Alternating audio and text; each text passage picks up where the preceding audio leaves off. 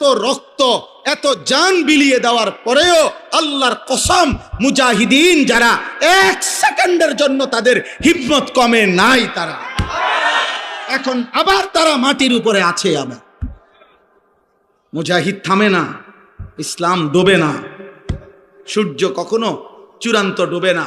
এখানে বাংলাদেশে যদিও সূর্য ডুবে গেছে, পৃথিবীর সব জায়গায় কিন্তু সূর্য ডোবে নাই, কোথাও সূর্য উঠছে। বোঝেন নাই? পৃথিবীতে একই সময় রাত হয় না, পৃথিবীতে একই সময় সূর্য ডুবে না। এখানে সূর্য ডুবলে অন্য কোথাও সূর্য ওঠে।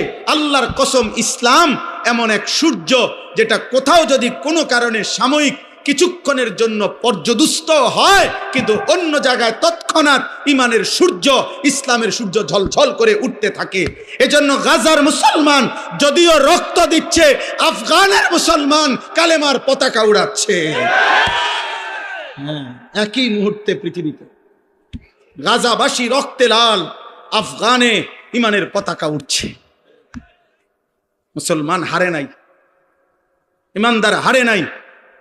মনে রাখো, মদে মাতাল যুবক, নারীতে আসক্ত যুবক, মোবাইল আর অশ্লীল ছবি দেখা ছাড়া যার রাত কাটে না, দিন কাটে না, একটা সেজদাও যে সমস্ত ছেলেরা দাও না, মনে রাখো আমার আব্বা বাপ, তোমারে ছাড়াও ইসলাম বিজয় হবে, তোমারে ছাড়াও মাহাদি লড়বে, তোমারে ছাড়াও দাজ্জালের বিরুদ্ধে লড়বে, তোমারে ছাড়াও ঈসা নবীর যোদ্ধা বাহিনী লড়বে।